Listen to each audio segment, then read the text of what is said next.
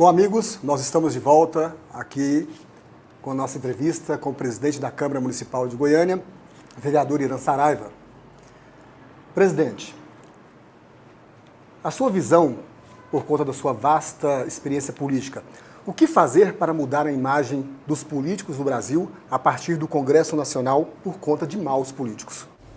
Eu acho que, e vai ser até agressivo o que eu vou dizer, como nós estamos numa república e ela é presidencialista, o grande defeito está aí. Porque o presidencialismo, ele é ditatorial por formação. Tanto que você veja, no nosso processo, você pega a Constituição, você vai observar que governo é o poder executivo e o poder legislativo.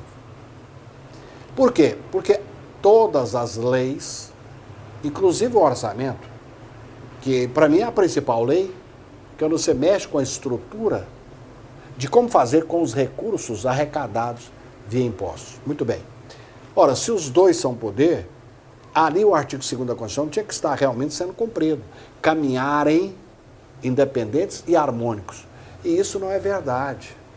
Porque, sendo o Poder Executivo o detentor de quem age de ofício, quer dizer, que tem o cofre, que abre o cofre e que aplica, ele muitas vezes ele torna o outro um pouco subserviente. Isso é vício do sistema presidencialista. Você não consegue quebrar. Então, quando você observa esse caminhar anacrônico, eu posso dizer para você que o regime faliu. Está falido. Então o senhor defende o sistema parlamentarista? Eu sou parlamentarista por origem, exatamente por isso. Aonde começou a democracia e a liberdade no mundo? Quando o rei teve o seu poder dividido com o parlamento. Aonde que o povo começou a aparecer na história? Quando as primeiras constituições apareceram. Lá com João Sem Terra, em 1200 da nossa era, já na Inglaterra. Quer dizer, a partir daí, você então observa o quê? Qual é o poder? O poder popular. Aonde está o poder popular? No parlamento. Ora, se ele está aqui, é o poder popular, mas ele não detém aquela situação que é onde ele mesmo, o povo, começa a definir o que ele quer, como, por exemplo, programa de governo. Se eu perguntasse ao povo hoje qual é o melhor programa de governo, o povo vai falar, eu quero casa, eu quero comida, eu quero transporte, eu quero saúde. Ele ficaria em 4 pontos. Hoje não. Eu não sei, porque o presidente da República, ou o prefeito, ou o governador, elege prioridade que ele acha mais eleitoreira, está tudo errado. Agora, a culpa é do cidadão? Claro que não, é o sistema. Então, nisso ele falha, nisso ele peca. Embora a Constituição, ela não chegou à perfeição, mas ela, no propósito que veio, ela atingiu o seu ideário. Agora, tem que cada poder saber da sua posição e reestudarmos, se é possível, este presidencialismo brasileiro. Ou, do contrário, ele já perdeu força e sustentação. Eu trago comigo uma imagem do sistema presidencialista, exatamente que naqueles anos, no final dos anos 50 e mesmo no início dos anos 60, dizia-se que o executivo tem o poder supremo porque ele detém a chave do cofre e a chibata. Quer dizer, ele decide o que fazer e determina como fazer. Eu creio que sob esse ângulo, né, da análise política do presidencialismo, o presidencialismo seria uma grande experiência para nós também. Esse é o conceito seu. Você fala o parlamentarismo. Parlamentarismo. É, eu acho que sim. Agora, eu tenho um outro problema sério a analisar. O Brasil não é um país qualquer, é um continente. 8 milhões e meio de quilômetros quadrados. 20 estados ou 26 estados e um Distrito Federal, portanto, 27 unidades com extensão territorial que tem estado que cabe 5 estados europeus, países europeus. Então, a aplicação disso é que me preocupa. E não estamos culturalmente preparados.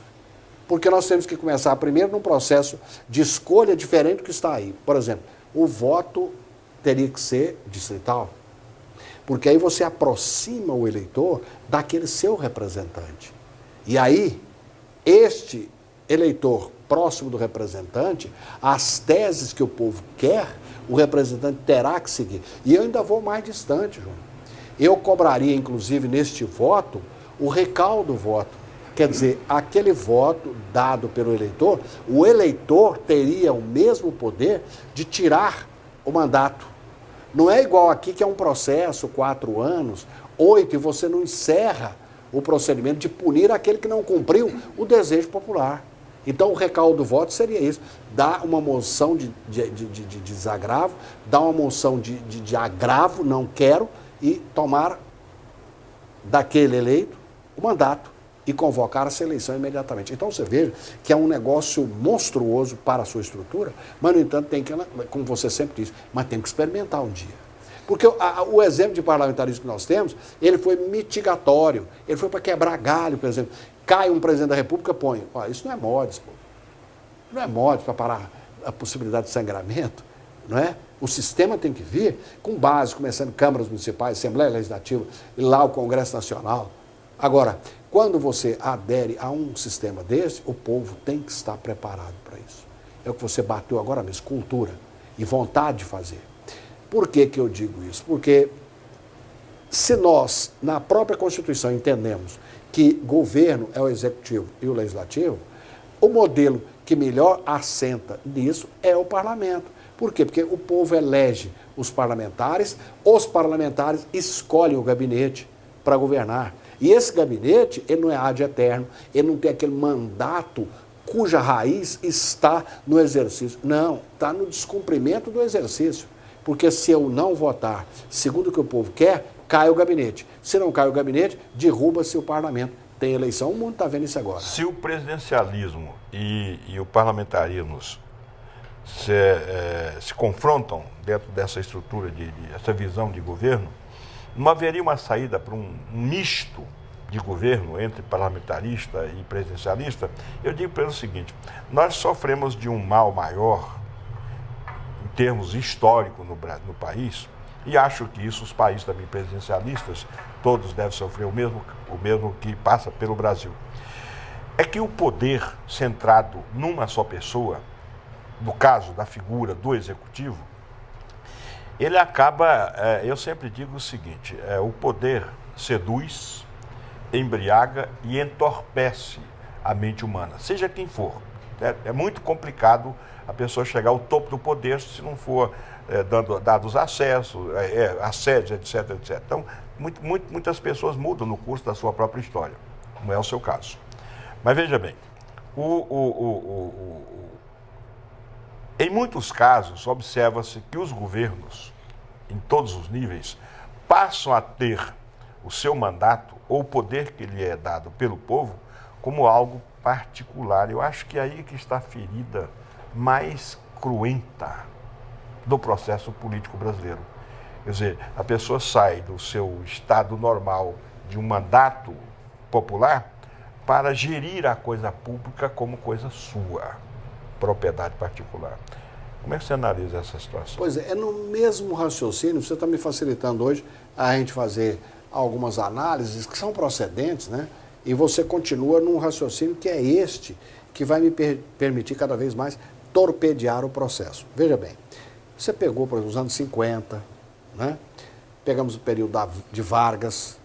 O presidencialismo, ele é típico de caudilho, de mandatário de partido, de ditadura. Por quê? Porque ele, ao assumir a posição de eu mando, é extremamente perigoso. Porque o governo, ele é tripartido, e tripartido na sua essência técnica, que é a finalidade de cada um, que são funções. Por exemplo, o executivo governa, age por ofício, ele abre o cofre, executa, mas ouvido o parlamento antes, com a mesma força, com a mesma condição de ascensão ao poder, e o judiciário que equilibra ao observar o exagero que pode existir entre um e outro. Não acontece dentro do sistema presidencialista. Veja que nós estamos montados em cima de uma ditadura. Mas você vai falar, mas não tem democracia? Não está a internet, o Twitter funcionando? Não é verdade. Não é verdade. Deu-se as condições das pessoas trabalharem e se manifestarem, mas continua ainda a eleição de prioridades desatentas e não atendendo o interesse popular. O povo está insatisfeito. Veja que O exemplo que nós vimos no Egito, quer dizer, derrubar o governo rapidamente, com raras comunicações entre as pessoas, nessas redes sociais, e que está acontecendo rápido agora por isso, e começou-se a levantar agora a meninada aqui no Brasil também, isso é uma prova de que não aceita mais essa tese, essa técnica. E quando você me disse, no início da sua pergunta inteligente, não há como compor um presidencialismo e um parlamentarismo. Isso tendo como base o voto distrital. Pois é, a partir daí, e houve uma desgraça que nós cometemos na Assembleia Nacional Constituinte. Porque nós chegamos lá, a maioria de parlamentares, nós éramos parlamentaristas, você lembra disso? Não era o doutor Ulisses, mas o Covas era, Richa era, eu era. Então, montamos um texto para a Constituição de 88 parlamentarista. E fomos caminhando bem. Tanto que buscamos na Itália a medida provisória. Porque a medida provisória no parlamentarismo é correta. Por quê? Porque o gabinete que pertence ao Congresso, numa hora que está fechado, numa hora de crise, ele entra com a medida provisória. Que são assuntos tratados de extrema situação, raríssimos. E aí esquecemos de perguntar para o povo se ficaria, né? E o povo, quando veio, derruba, porque houve uma propaganda enorme por parte do Executivo, que era presidencialista, e derrubou o parlamentarismo. E lá ficou essa porcaria chamada medida provisória, que é o instrumento do parlamentarismo usado pelo presidente. Aí é que ele aumentou o tamanho do chicote. Um jornalista goiano, Zé Asmar, certa vez escreveu uma obra fantástica, mas eu me prendo ao fantástico da obra do Zé Asmar por uma frase. Salvo engano, essa frase é do ministro Alfredo Nasser. A oposição também governa. Quando é que a oposição governa? Ela governa estando presente. Ela governa como o braço da minoria. Ela governa, por exemplo, por instrumentos importantíssimos no parlamento, como nós temos as chamadas comissões parlamentares de inquérito, que podem ser convocadas com 1/3 só dos membros do parlamento. Então ela tem que ser eficiente. Ela não precisa estar compondo o governo, mas ela tem que estar presente, porque ela significa, se todos se calarem, ela significa aquela voz, democraticamente, e que eu faço isso na Câmara, você tem acompanhado, quer dizer, a minoria, para mim, tem todo o direito de manifestar. Ora, e a própria Constituição já fez isso. Quando você pega o Conselho da República, ele é composto de quê? Da maioria, da minoria, do Presidente da República, do Congresso, mas põe lá as bancadas menores e as bancadas maiores. A minoria tem assento. Então, isto prova de que ela tem que ser respeitada. Agora, não dá para ela querer manietar a maioria. Ela não pode fazer isso também. Porque a maioria governa, ela vota, ela decide. Agora, a minoria é a participativa e é onde leva o protesto por não concordar, muitas vezes, com um grupo quase que maciço e unânime. E unanimidade não existe nem no cemitério, nós sabemos disso. Presidente, a gente vai dar novamente uma pausa e a gente volta no próximo bloco.